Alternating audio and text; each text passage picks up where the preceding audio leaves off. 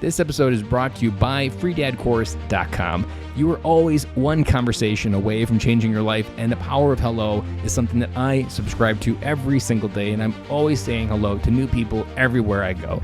Increasing your opportunity, increasing your connection, and getting access to solutions to the problems that you are facing, whether you're on active duty or just beginning your veteran transition, or you've been transitioning out for 20 years. On the other side of hello are the solutions that you're looking for. Again, head on over to freedadcourse.com. Get your 5-episode audio course to create more connection, create more friendships, and get back to living the life that you're trying to design. Dory 1, this is Fire Team Delta. Dad's coming home. Welcome to the Military Veteran Dad Podcast, where it is our mission to bring every dad home. I am your host, Ben Killoy. I'm a United States Marine veteran, husband, and a father. We will bring authentic conversations to inspire action in your life so we can close the gap between the dad you are today and the dad you want to be tomorrow. This is the Military Veteran Dad Podcast.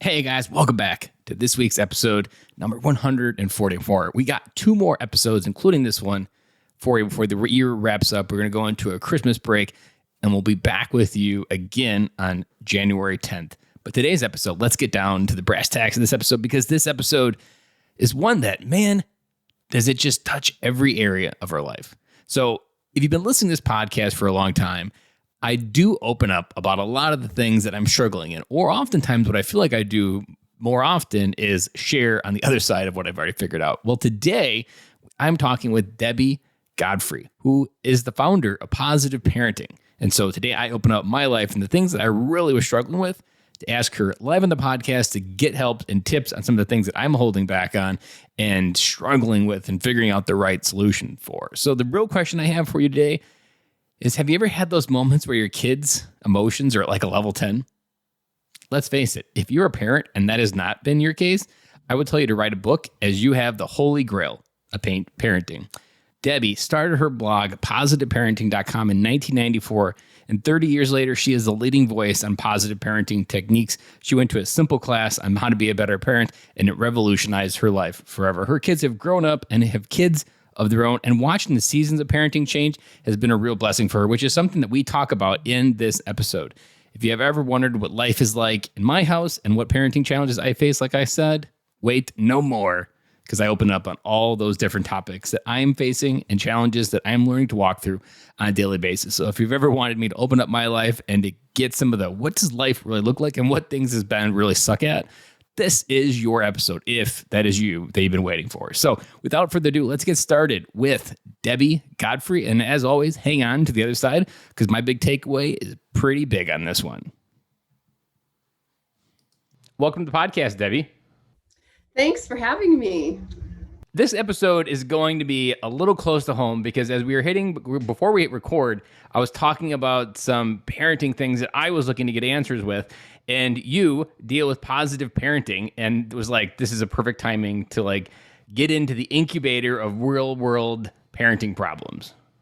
Yes, so pick my brain. Tell me what you've got going on. And just to let everybody know, he hasn't warned me ahead of time. So yeah, these are fresh off the cuff. No pre-thinking going on whatsoever. Before I let the cat out of the bag of what I was thinking about, tell us a little bit about how did you find your way? Because I imagine it was not unicorns and rainbows showed up first, and then you found positive parenting. It was probably a little bit of a darker time that allowed you to step into this more positive world that you now enter into. Yeah, absolutely. So this is flashback like 30 years ago. I have 3 kids, they're in their 30s. And I was miserable. Like, I was at home mom, and, you know, they were screaming and yelling and fighting all the time, and it was not fun. And I took a parenting class when they were 6, 2, and 1, and it just changed my entire life. I went from being miserable and yelling at them all day to actually having fun and enjoying parenting most of the day.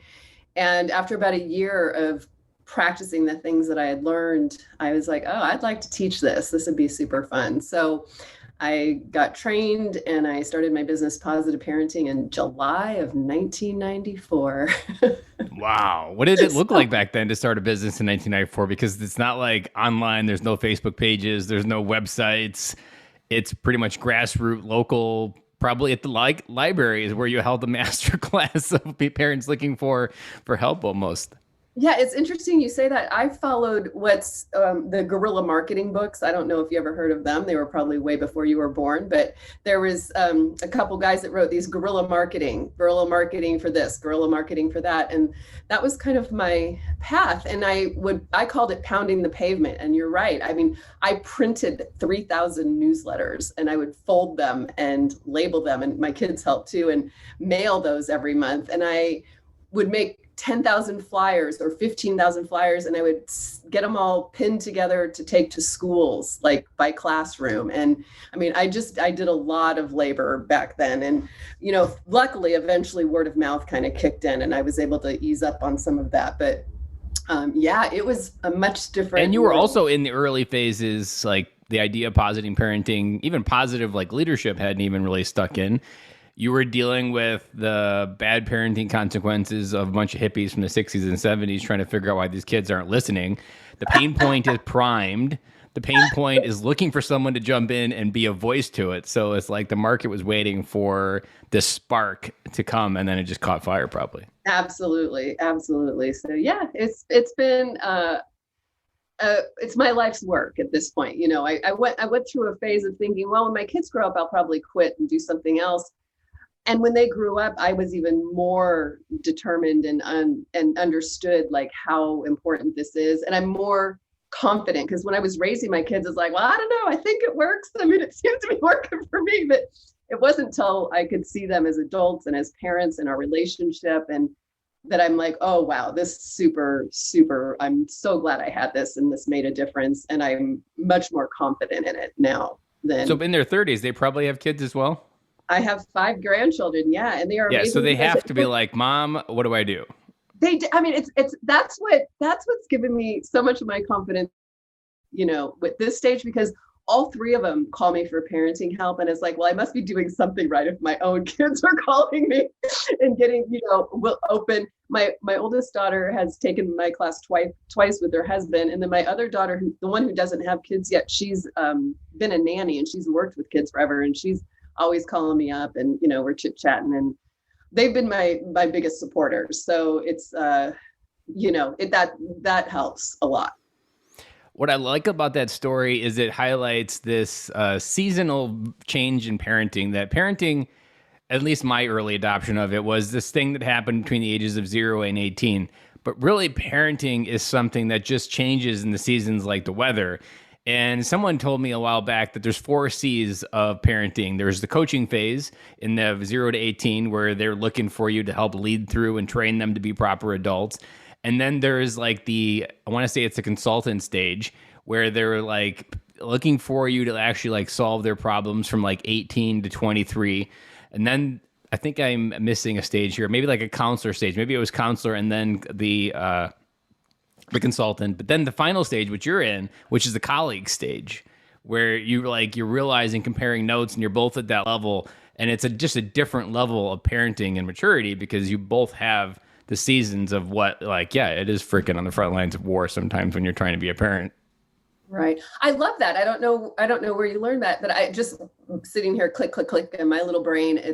I could see where I was all of those things, even as they were teenagers, because I think that our job is not to just raise them 0 to 18 and then boom, they're out. Like there's a transition phase, I feel, that starts early on, where we need to work ourselves out of a job. And if we have maintained this super tight control to, boom, the day they're 18, they go off to college, they usually fall apart. Like they rubber band back to your basement and they're wondering like, hey, Mom, can you bring me down something? Right. Which is how like something did not go right in the factory, because the product is not functional. Yeah. And it's not even like, it's not the parents' intention to do that. I think many parents get so much of our value out of doing and taking care the vicariously living through our kids. That's the trap. Especially like if you have your own mom and dad issues and you're looking for your kids to replace something that you never had, like that never creates a healthy relationship, because it's always codependent, and it self-destructs in marriage just as much as it self-destructs within a parent. and child relationship as well. And a lot of parents never move out of that coaching phase. There's like the mother-in-law at a wedding would probably be the most common one, where she's still controlling the wedding, she's still controlling her daughter, and even after they're married, she's still controlling her life. Like, that coaching phase needs to have a finality end, because you need to let them blossom. And we're not raising kids, we're raising adults, which is something else you highlighted. But we often don't feel like that, and society doesn't reinforce that either. I feel like we get reinforced that it's our job to be the caretaker, which then kind of makes all the decisions. But at some point, this thing needs to be autonomous, and it needs to be a Tesla that can drive itself. But most of the time, it's still this person with the brake on the passenger seat that can push it in case of emergencies when the car gets taken over in the wrong direction.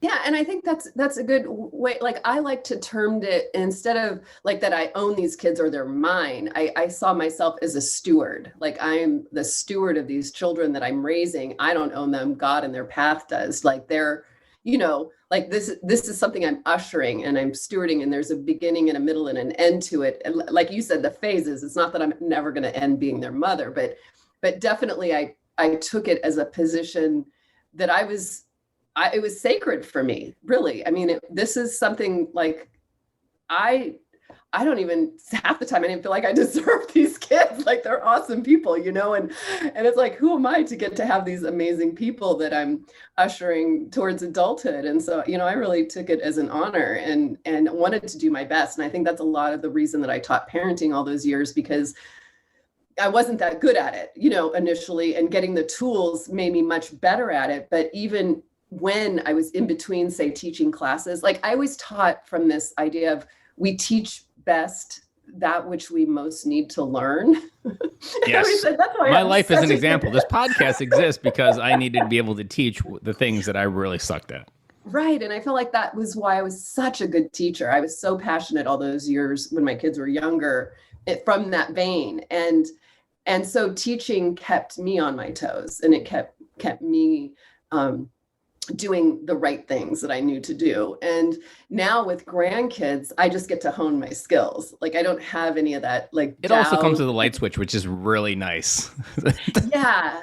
Well, and that's the other thing about being a grandma. I have enormous patience that I didn't have as a parent. And so I really have a lot of compassion for my daughter and how stressful it is. Because I remember that, like, we got to go, we got to do this, we got to do that. And it's like, as a grandparent, it's like, we have all the time in the world. You want to fight about the car seat? I'm just going to sit here and file my nails till you're ready to go. Yeah. And there's also, because it sounds like within your own story, you grew up within your own life and reached maturity, that now you can actually hold a space of patience for your daughter to feel like just needs to open up and say, like, today I didn't feel like a good mom. And be mature enough to know that she's not looking for maybe even a solution. She's just looking for a safe place to say that. And at that point, then you can also lead into that positive parenting in a different way.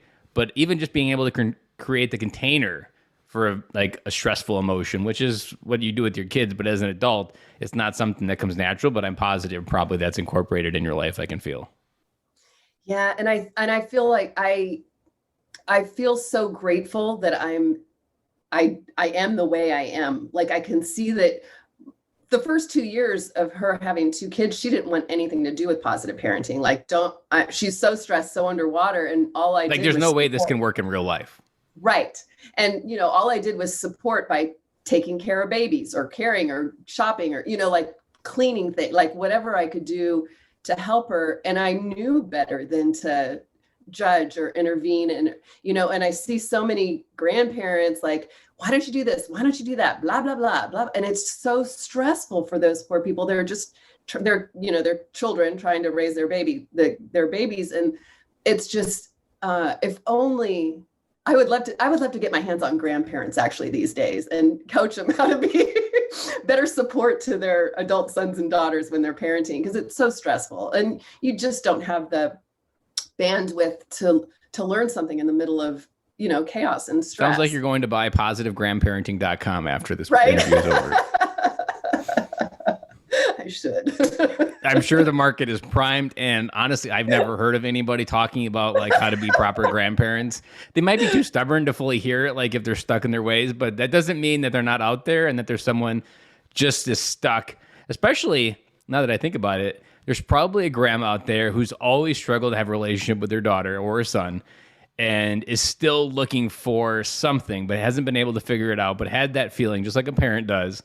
And is probably looking for that voice to articulate, like, yes, I know what you feel. Here's a better way of how to invite your kids into your life. Yeah. Yeah. I can't do it all. And so maybe one of your grandkids will grow up and just start like, this is how you take care of grandma. There you go. That's what'll happen. That'll go from the bottom up in that approach. Well, let's open up on some of the things that I wanted to talk about and some of the struggles that I've been having. So throughout this past year, I've been really working on growing up inside myself, calming down, and working on trying to be scream-free. Now, there are moments where I fail and I do scream or I yell, but within those capacity to be the calmest heartbeat in the room or the lowest heartbeat in the room, let the kids kind of just scream or cry, I've been really good at just standing in the middle of chaos and being okay with it. But then I've also been good at creating psychological safety with their crying. I don't want to tell them and shame them that crying is bad. I want them to feel they can express whatever emotion. But we kind of have this problem where we almost express way too many emotions, and it's not necessarily they're learning to manage a healthy way to do it. And so they always know they can cry around dad and they can have a hard day and they can open up about something. But I'm really struggling in how do you help them understand that once you've expressed it, how can you help them go to a higher area or a better place to, or even maybe prevent it? Like, because I feel like there's at some point we have to rise above the crying so that they understand. And so just from context, my oldest is 9, who's really an emotional, really strong in the feels. Like she feels everything really strong. Our cat died in April and we're still dealing with the ramifications of that. My son, who's in the middle, he's 7, and my youngest daughter, who's 5. And my son is also very sensitive. Like last night he brought up the cat again and was crying about how he misses the cat. And he just gets really sad. And I continue to create the safety, but I feel like there's something after creating the safety for crying that I'm missing, but I don't know what I'm missing. Yeah, I mean, there is the way I see it and the way I teach it in the positive parenting class is that we need to encourage children to have their feelings. And it sounds like you get A+ on that. And when we do that, to me, it's opening a door or a window to a child feeling seen and heard and understood. So, I love those 3 words. I always tell everybody. My favorite teacher compliment is always saying those 3 words, and it usually makes them cry because they don't get those words said to them very much either. Right. And so when you acknowledge a feeling, so let's say your daughter loses her cat and she's crying and she's upset and it's like, wow, I can see you're heartbroken and you're going to miss that cat and you love the cat so much. And at some point in this dialogue, when you're acknowledging feelings, and I'm not sure how you learn to do it, but those 3 sentences I just said are a great little start. It's at some point you'll hear or see the child visibly go, yeah. And it'll be this, like you see me, you get me, you understand me. And that's to me the end point of the feelings. If you continue on after that, that's when you're slugging it out and what you're talking about. Like, oh, let's just wallow in this big mush pot of feelings forever. And it does end. I just feel like it repeats. Like then we come back to the same moment and I'm walking through. And what I've also learned is I've calmed down. Like part of like tapping into my masculine energy is understanding that when my daughter was screaming and just losing her cool on anything, whatever it might be, like just the world ending type crying, what I've really learned to be the most effective thing is just to sit and hold and like rub her back and not say a single word.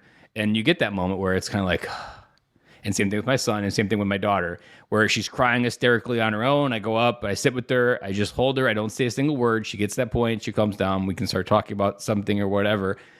But the cycle repeats itself. And so I'm not sure. You could also feel free to tell me this is just what these ages look like. And once they hit this certain age, like something else kicks in their head. And that right now they're just learning that as long as you create the feeling for them to be in their feels and keep repeating that, the muscles will kick in later on for something else that I'm not sure of. Because like what you learned, like I'm still in the R&D lab of these steps. So like, I don't know what 15 years looking back, like, oh, that's the answer to my question. Like, that's what I feel like I'm missing, but maybe it is just, this is what it looks like, and it's just repeating that process so they know later on when life gets hard, they can bring something to me. Well, I think only you can answer that question for yourself. But the fact that you're asking me leads me to believe that there's something there. And so I would ask you, what have you noticed for yourself? If you've experienced a big emotion, you process the emotion, then what is the next step for you in terms of resolving it? Because that's what it sounds like. There's a link between feeling the feelings and being seen and heard and understood, and getting to a resolution or some kind of acceptance of the situation. I would say what came to my head immediately was, and I would say I've just kind of started getting good on this in the last like month and a half, letting go my attachment to what could be and what was, and maybe what I was hoping it for. Like just letting it go, like as Frozen would say, and I don't have any control over that, and moving my feelings into a place of, yes, and there's always more coming, that this isn't the end. This is just a moment, and it's not every moment. I just kind of have this Groundhog's feeling like that, even especially with my son. Like I constantly think in my head, like at some point he needs to be able to not man up, because I don't want him to teach him that mindset. I want him to be able to teach that you don't necessarily have to express through crying every emotion that comes to the surface. And at some point you channel those emotions, maybe that anger, and you take action on something, you do something, you focus your attention towards something. And maybe I've been listening to too many podcasts of being an adult, and I'm trying to apply it too early as well. And I'm overthinking almost everything in my life. So I'm probably also aware that I'm doing it here.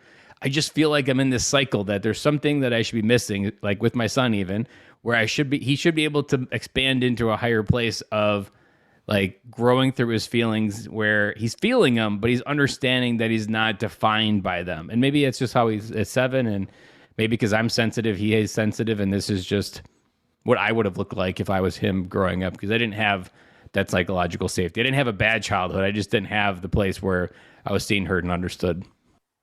Yeah, I think that modeling it is going to be the best thing. So the fact that you're actually processing your own growth and development, it sounds like day by day, week by week, hour by hour, minute by minute sometimes. Like there's a lot to be said for that in the presence of children, when it's done in such a healthy way. And for you to say, wow, I was feeling really upset about blah, blah, blah. And I felt my feelings, and then I did this, and describe your action step. And I think that's a role modeling without taking that other step of saying to the kid, why don't you? Because that's where we lose them, is in the lecture, is in the, I'm better than, or whatever. And so to be able to just process your thing in front of him, and he can see, oh, that's how dad does it. So he has an emotion, and then he processes it, and then he takes an action step. And then the other way would be to coach them. I mean, and that's what I'm saying. I don't think that those 4 C's are exclusively concurrent to those age groups.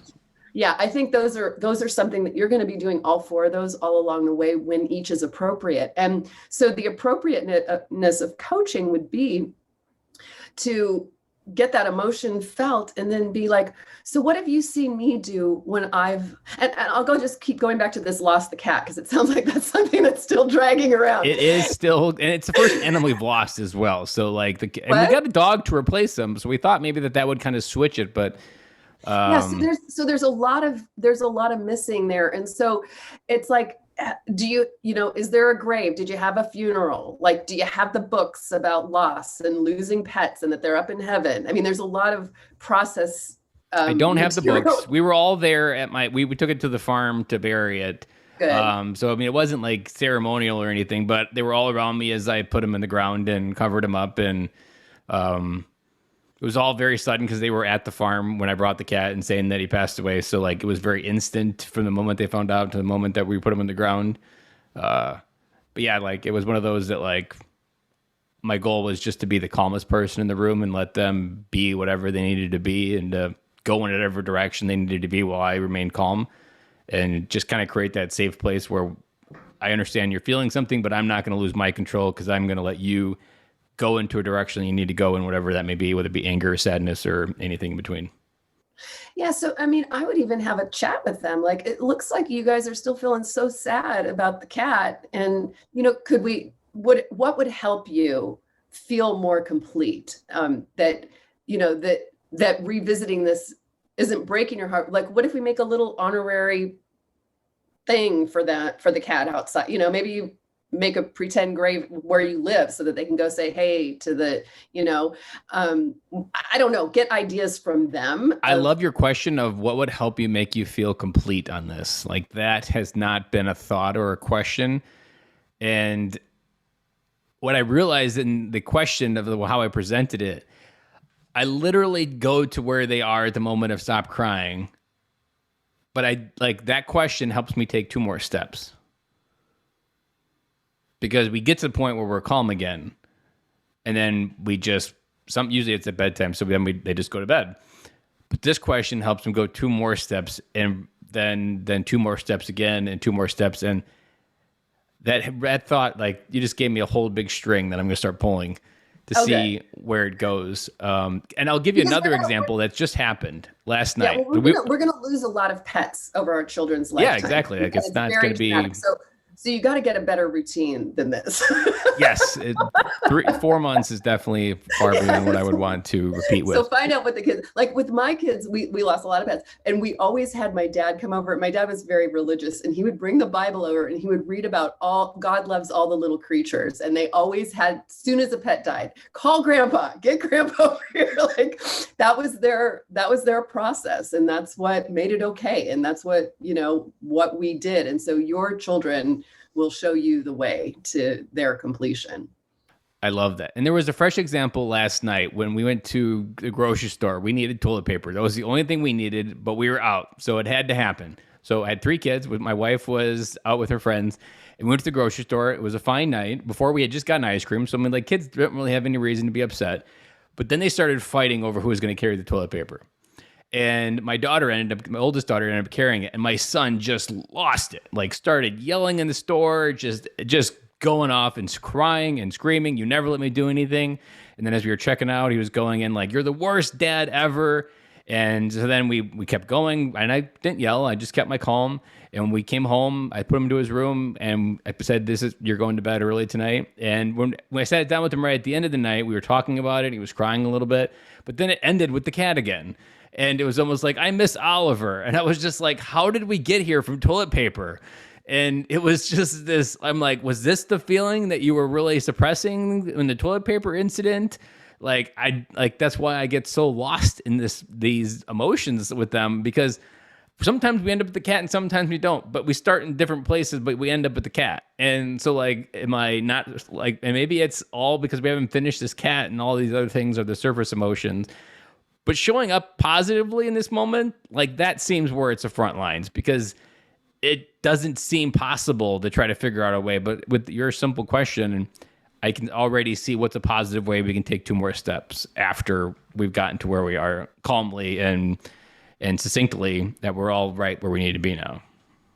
Yeah, and I love the insight that both he gave you and you received, and that understanding this great emotion, which is greater than carrying a thing of toilet paper, deserves, could be from something else. And I think that's a good acknowledgement of our own children, like understanding that what's presenting us right in front of us is not necessarily the behind the scenes in their own little brains and minds, and to just give them the credence that they deserve, that they have an emotional life. I mean, I don't think we parents understand that our children do have an emotional world, and that if we want to be a part of that, we have to do what you're doing, which is, go with it and be with it. And I would say with that particular scenario, a lot of things pop in my head. The workshop about sibling rivalry and sibling fighting, I mean, definitely putting them more in the same boat, anticipating things like that. If your kids, the kids are always getting in those kind of things, then there's ways you could set yourself up ahead of time. Like, now, if you're going in to get one thing, all 3 kids need to have a job that they're approved of, right? Yes. or you're going to have somebody crumble in, I'm not important. You don't love me. You don't give me something to do. Then I'm not valuable. Like the same thing happens with a dog. If they all don't have something to do with the dog, it's the same hot mess. Because just 2 days before, my youngest daughter melted down because we go on a walk before getting on the bus. And I have this stretch of sidewalk broken into 3 chunks. It's all equal portions. They all take equal turns. And like they were arguing of who goes first and who goes last. And I was like, no, we're not changing it. My daughter melted down and I walked the dog during her turn. And she, what did she do? She followed, but yelling along the way all the way got back. And then she didn't go on a walk the next day.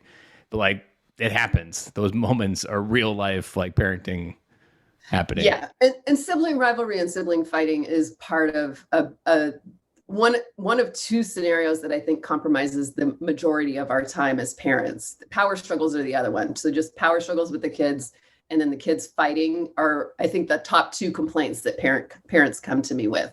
So I'm not going to give you an easy solution to that. I'm just going to say that like providing teamwork, which I know you're experienced in, is going to be a big part of your job as a dad, since you have 3 kids and obviously they're a bit competitive. There's also a lot to be said for what I call putting them in the same boat. So there's 3 kids, 1 thing of toilet paper. How are you guys going to work this out? Like you have to start to learn how to put these things into their laps and let them slug it out so that you're not the bad guy. Because right now you're like hero to one daughter and mud to the other. And I'm like world ending to one, and I'm the person that makes it all better.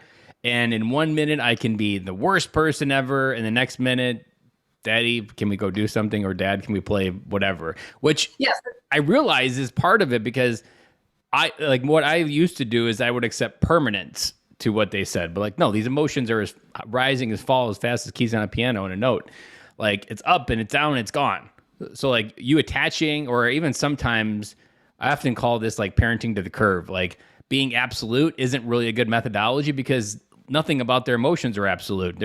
You could burn down the entire day for something that was only a 5-second emotion that really didn't need to be managed, but you just needed you to not to react to it and just let it go.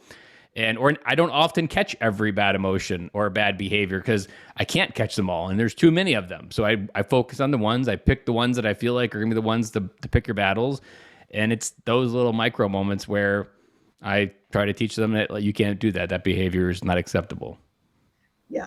Well, and the key for me and a lot of what I teach is keeping ourselves as parents out of the position of being judge, jury, and executioner, which is how we've all learned and how we tend to handle kids fighting. It's like, okay, you did it, da, da, da, da, and we like micromanage this whole business. And that's what gets into the position where you are, where it's unfair and, you love her more than me and all, and we get stuck in the mire because now we're in the middle of this scene that is really their scene. I mean, this is a conflict between them that we need to facilitate them learning how to work these conflicts out. And so that's what the whole idea to me behind teaching them to handle their fighting is, that we become more of a mediator in these things and a lot less of judge, jury, and executioner, so that they can learn how to handle their own fighting themselves. And I like to do this not in the middle of a fight. So like with the toilet paper thing, later that evening when everybody's calm, I go, when we were in the store tonight and all 3 of you wanted to carry the toilet paper, and then so-and-so did, and then so-and-so was upset, talk about that. And somebody, probably the guy who was upset, is going to go, well, yeah, and, point the finger at you. And you just say, tell your sister how you felt, and redirect the emotions where they belong. Like he was upset because he wanted to do it and she took it over, and kind of get yourself out of this position as much as you can. And you can do that well when you're setting up the scenes that they need to work it out. When you're, setting it up that the 3 of them are in the same boat, the 3 of them need to figure out how they're going to manage these things. I love that, because it speaks to something I learned earlier in the year, that as siblings, they are each other's longest relationship they'll ever have on this earth. And in some ways, they do have to just duke it out. And they've got to learn how not to do things. And what we're also doing in those moments of being the judge, jury, and executioner, we're accepting responsibility for their problem And that doesn't allow them to grow up through their problem, especially like in the teenage years. Every time we were to mediate something or do something, not mediate, but do something for them or solve it, they lessen their responsibility for having to solve it. So like the teenagers that don't have any responsibility, or parents are always complaining they don't do anything on their own. Well, if you accept the responsibility for every little micro problem that came into their world, their brain's just wired that eventually mom or dad will just solve this and make it go away. What's the incentive for actually me doing it? Because I've never been in the intense situation yelling at my sister to actually figure it out, to actually learn what I need to do from it. Right. And that's where they learn to be externally motivated rather than internally motivated. And so they're always looking to somebody else. And, right now it's at home with the parents, and then it's going to be teachers, and then it's going to be bosses, and then maybe the police. We don't want to, that's a whole nother part of, what I teach is like, how do you help your kids become internally motivated, to do the things because they're the right things to do, because they need to be done, not because somebody's making me, not even because it makes somebody proud. To me, making parents proud is intrinsic in kids. Like kids just are born wanting to make us happy and proud. They love doing that. And I think to me, that's something that we really need to hold dear and not use it against them or towards them. Like that's something precious and that can be lost so easily when we don't acknowledge them and when we're not handling them sensitively, they will lose that desire to want to make us proud. And so not expecting that, but to realize that that's already there, and to use other means to get our goals achieved, which is, some kind of semblance of decent behavior. Yeah. So let's go into another live example, the bedroom. So my 9-year-old doesn't have a lot of responsibility for making sure her world looks orderly. Not even even just something as simple as making sure that she combs her hair, and these just different things that make your life feel like it's normalized or in control. And like my wife gets upset that her room's messy, but doesn't bother my daughter that it's messy. So when it comes to these types of like common problems that like every parent has in America, what are some of your common questions when you're trying to like diagnose like what makes a kid want to motivate to clean their room, that you're looking for to know where parents might be messing up?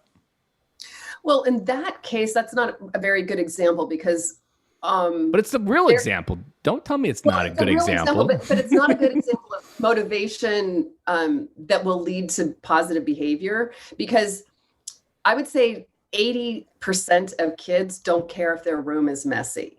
Like kids can live in a dump, and most of them do. And that's just, they're like, I can find everything. They don't seem to have a problem with it. That's not all kids. I mean, and I have a son who was always very neat and minimalist, and he's still like that. I mean, that was how he was. But the rest of them, it's a big mess, right? And so if there's nothing to motivate them, there's nothing intrinsically good or bad about keeping a neat room. It's like everybody has their own, I had a totally messy room when I was a kid, and now I did too. Like to me, I just accept it. I don't mind. I just close the door. Like that's something that she has to learn to grow through, and I'm not accepting responsibility for whatever has to happen in her room. But my wife eventually cracks and ends up cleaning it. Yeah, and so when a parent needs the room clean, it's not about motivating the child to want a clean room, because that's never going to happen. But as a parent, if the messy room bothers you, you can do things to encourage the child and have the child be willing to keep a clean room. And that's going to be a process for the ones like her, which is like my oldest daughter. She didn't naturally keep a clean room, but when it bothered me, we would do stuff. When they're younger than that age, you're willing to get in there and pick it up with them. So that's where it starts, where you get in there and you pick it up with them. And, how about if we clean up all the clothes, and then we'll clean up all the red things, and then we'll clean up all the whatever. And so you train them on how it looks to pick up their room. As they get older, they need to get in their own process. We had every Saturday cleanup process. Everybody had to clean up their rooms and then do one family chore, like on Saturday or whatever. You have a structure around it. Then there was a point when she was maybe not as young as 9, it might've been 10 or 11, where she would have a friend over, and the room would just become this disaster that she could never get back again. And so I had to talk with her, and I said, Bree, that's her at 9. What? That's my daughter at 9. Okay, perfect. So I said, Bree, every time you have a friend over, your room is such a disaster, you can't ever get it cleaned up again. So what what could happen? What do you think would work so that that doesn't happen? And so she thought about it and she's like, well, how about if you give me a room check? And I go, what do you mean? She goes, how about if every half an hour you come and say room check? And that means we have to clean up everything except for what we're playing with. And I'm like, okay, I'm willing to do that. That's a little bit of coaching, not too much. I don't have to be a big nag, but I have to set my clock and make sure I get in there. And that worked beautifully for a while. Like I would give him this room check and the other kid overplaying would go, well, what does that mean? And my daughter goes, oh, we have to clean up everything except for what we're playing with. And so it would actually elicit her friends' help in getting the stuff cleaned up. And, and she was able to manage what was happening when her friends were over. And so, it's a process. And I think if it for parents that it doesn't bother, they can do like you, close the door, you just don't worry about it. But if it bothers, like it bothers your wife, then getting in and doing stuff is possible. You can train kids to keep it at some semblance of reasonableness to whatever, I want to say to whatever your standard is, not necessarily, but to some standard that's acceptable for you. Makes perfect sense. And I can see the error in my ways, but I can also see the path through. I want to go to a harder area. Okay. So one of the ways that I often like as a short, like cute tagline that I say on podcasts is the way I measure success for my daughters is when they turn 18 and they don't get their value and worth from likes and posts on Instagram. I'm wondering, now that you had 2 daughters, they've grown into mature women, do you see different areas where you like more successfully maybe than others that like, what are the good key hitters to help a woman or a girl really grow into what she can feel for herself on the inside and that she doesn't need from the outside? Yeah, that's an easy question to answer. Easy one. That's like my front line's hardest question as a dad. How do you teach your daughters to not value what everybody else thinks of her? Because that's at 4th grade, like that's her world right now is everybody else's opinions. Yeah. Well, I think, okay, role modeling is going to be number one. So the woman that your wife is and how she, like, I love hearing what you just said last night. My wife was out with her friends and I had the kids. I'm like, oh yeah, you're a good husband. They were out at trivia night at the bunch of teacher friends. But she has her own life. She's of equal value in your home. Like that the girls don't grow up seeing anything that's low self-esteem from their mom, and that you encourage that as well. I mean, I think that role modeling piece is huge. Who we are as women is what shapes our daughters. And so, and how you treat women is also what shapes their daughters. They're going to have an expectation of a man to treat them the way that you treat your wife and the way you treat them. And so already you've set your daughters up to find a man who's open to feelings. Like it's very unlikely that your daughters will choose a dude that does not allow feelings. I'm confident this cat is cementing that they're going to find a dude that is easily one where when they're in their feels that just cuddles them up under their arm and just sits there. Like that will be a bare minimum requirement of what this cat has taught all 3 of my kids in some way, that when you're in your feels, the other person should just sit there and listen. Like that will be something subconsciously they look for. Yeah, I mean, that's it. And then the other thing about their own self-esteem, like my 2 daughters were very, very different people. And for me to guide and teach each one so differently, like I really had to adapt myself very differently for each of them. One was very different than me. So I had to expand like her horizons of finding her mentors and people in her field. Like she was an artist. I'm a mathematician. So like, I was like, I am not prepared to understand art at all. And so, got her really good support in that way. And my other daughter, who's much more like me, we also had a lot more conflicts because we're very alike. And so to make sure I was always, again, in her case, it was finding mentors for her that on an emotional level. So it's like, you always know you can talk to, so-and-so, like somebody's mom that's there, she's close to or whatever. If there's, something that you don't feel comfortable talking with me, there's this person that, you can connect with and to really honor them. I mean, in order for them to have esteem, they have to feel esteemed, right? In their home. Never thought of it like that, but I agree with it. Continue. Yeah. So, I mean, it's just all, and this is true for all the qualities. So if we want them to be respectful, we have to show them respect. We have to give them respect. If we want them to be responsible, we can't teach responsibility. We have to give them responsibility, give them something to be responsible for, and then they're responsible. So you can't, most of the things you can't teach them by yakking about it. You have to embody it, give it. There's an action here that has to occur. You can't, you just can't will it to happen. Yeah. I don't know. I'm wondering if you could either sharpen this or just confirm it's the right thing. Like, she'll come home off the bus and she'll say, like, Dad, we need bedtime talk, which is something I give all the kids before bed. We can talk about anything of the day. We can rehash a bad behavior. And it's been one that I just started doing, like, with my oldest, like 5 years ago, but it's really created this safe place to talk. So she'll get off the bus and she's like, Dad, tonight we need bedtime talk. And they'll often be like something that happened in the bus or in the playground. And it's something that someone said or one of her friends said something about her. And the one question I always ask her, is it true? Do you believe what they said to be true? And she'll say no. And then I'll always say, well, you get to choose what you want to be true of what other people think. And no one else can choose what you believe to be true. And what you think is always more important than what someone else thinks. Is there any expansion to that? Or is that something I just keep repeating and saying? Because I feel like that's getting them to recognize I don't have to attach myself to other people's opinions of what. Well, I mean, I think that's super great wisdom. And if you feel like she's listening, do you see any recognition response? Like, is she nodding her? I do, because a lot of times it's just her brother or her sister's calling her dumb. Or like early on it started as dumb. Like, you're dumb, or they don't say idiot, but they say dumb. And I was like, well, are you dumb? No. Okay, well, your opinion of yourself is the most valuable one that you have.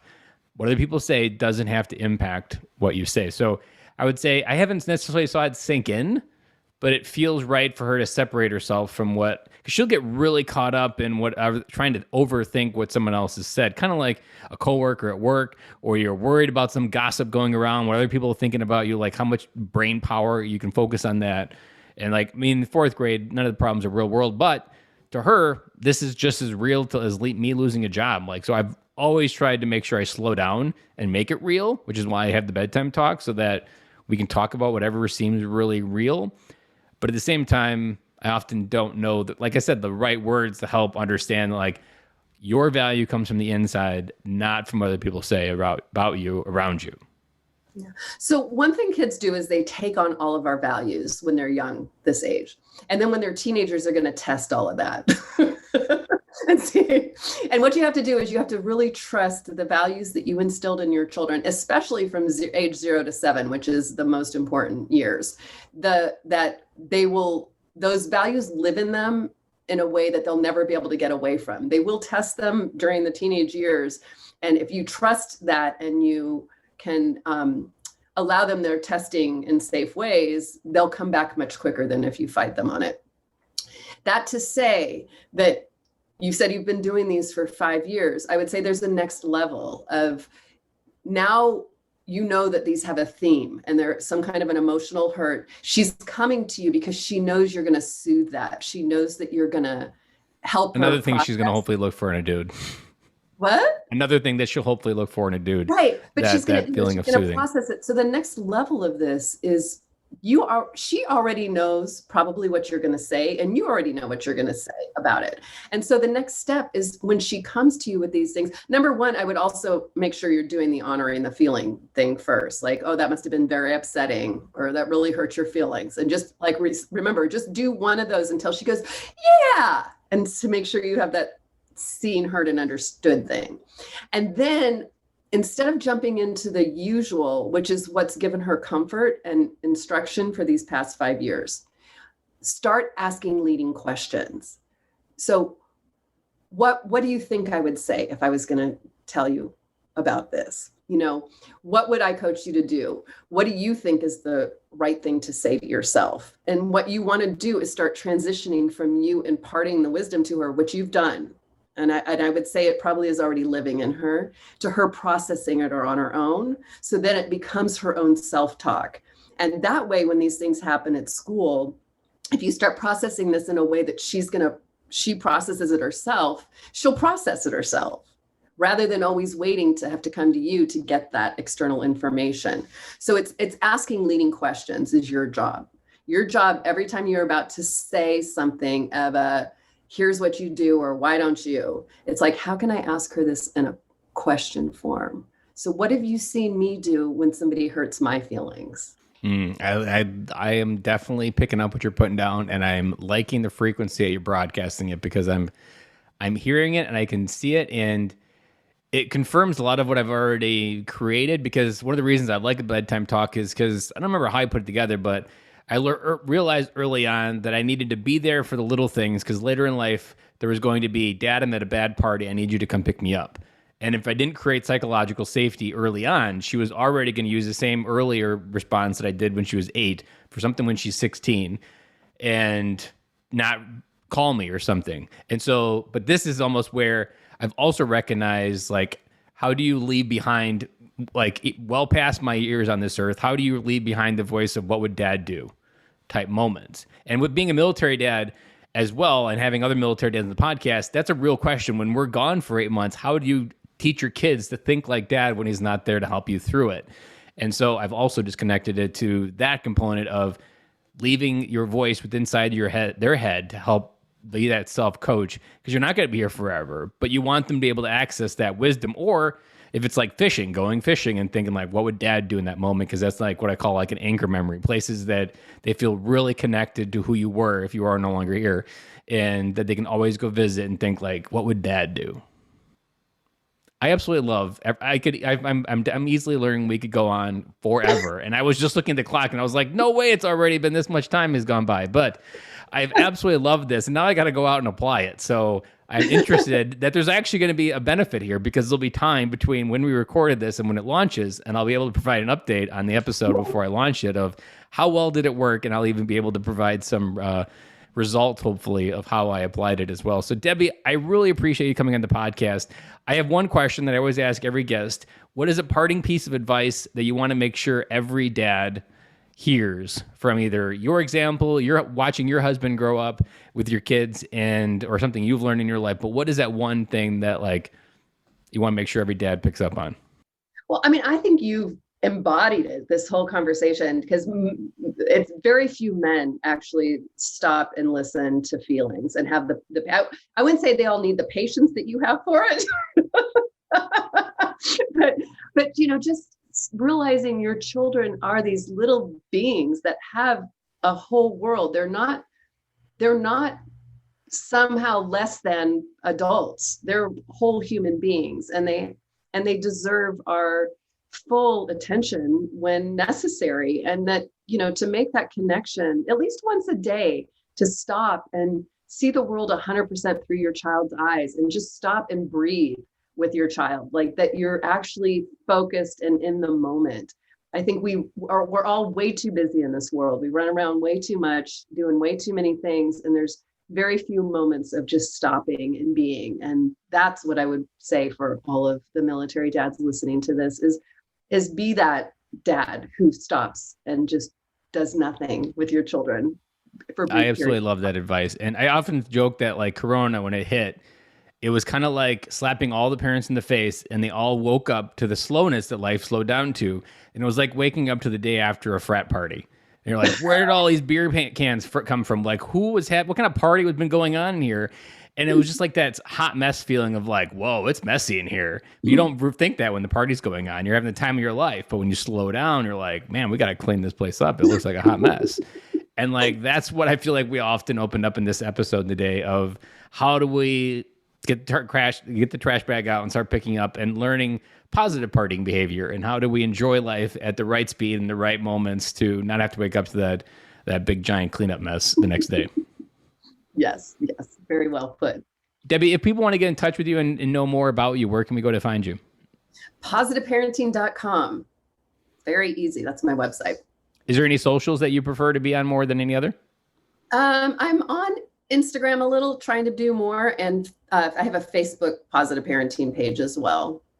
You should outsource that to your grandkids. They probably can help you with it. I know. I would love to, as soon as they're old enough. The oldest is 7.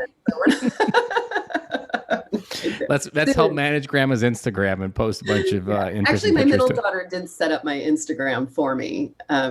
She's the one who called it Positive Parenting Debbie. That's what it's called. So I just never took it off the way she would have liked me to. Or that she sees your full potential on Instagram coming to light. Well, Debbie, again, thank you for your time today. This episode, I am positive, is going to bring some dads home. One, because I opened my life, and my life, I haven't really opened this area up very often. And that hopefully helps a lot of other parents get some wisdom into their areas and where they can grow up and calm down and represent a better version of adult to their kids as they grow up. Yeah, thank you so much for that work you do. It's fabulous, really helpful. Well, there you have it. My life in a nutshell. This is essentially the full open book on what I'm really struggling with still as a person who's been talking about it for 3 years. Because if you're honest with yourself, and as a parent, that's the only way to be, is life and parenting is always going to be a challenge because we've never lived the day in the future that we're getting ready to live. As I record this, I've never lived tomorrow to know what tomorrow is going to bring from a parenting challenge. And every day your kids are older introduces new and new behaviors, which introduces new and new techniques, which intervenes and creates this mindset where you always got to be learning. Because once you figure it out, the kids keep going, even though you're like, man, just slow down, stop growing. But that is not how life works, as we know. So my big takeaway is realizing that there's a shift, even at these younger ages, that I was missing, and helping my daughter switch from being the person she goes to answers and really switching being this person that helps guide her through to her own answer. That ability for her to self-reflect, pull out what she thinks is the right answer based on what we've talked about over the last 5 years, but then help guide her and then sharpen the advice that she does give herself. Like, how can she improve on what she does find to give it? And let bedtime talk almost be like, what did you do for advice? Or what did you think dad would do? And then how could we maybe make that better? And it's still kind of a bedtime talk in a way, like I've been talking about. But giving her the keys to the bus, as I often say for adventure, is essentially what I want to be doing differently at bedtime, is giving her the keys to that conversation to help guide her to the solution and let me just be a person that helps ground her, which is still something I feel that my ability as a dad to do and hopefully will be there forever, is this ability that when she's feeling weary, that I can still be that grounding force for her. But in the context of finding the right solution, that is what I feel like was something that I was missing in my own techniques. So that is my big takeaway for this episode. And I really appreciated Debbie coming on the podcast because, man, it was really good to hear some time-tested wisdom over 30 years and realizing that parenting is not about the decade you're in. The same problems we suffered in the 90s are still the problems we suffer today in 2021. The real only difference is there's actually just more noise that we got to do to cut through, whether it be iPhones, whether it be work, whether it be social media. There's more noise, but the problem still exists. It can just easily get covered up with the static of life. So that is my big takeaway, guys. Have an amazing week. And again, no Fatherhood Friday, but I'll be back again with you for the final episode of the year next Monday.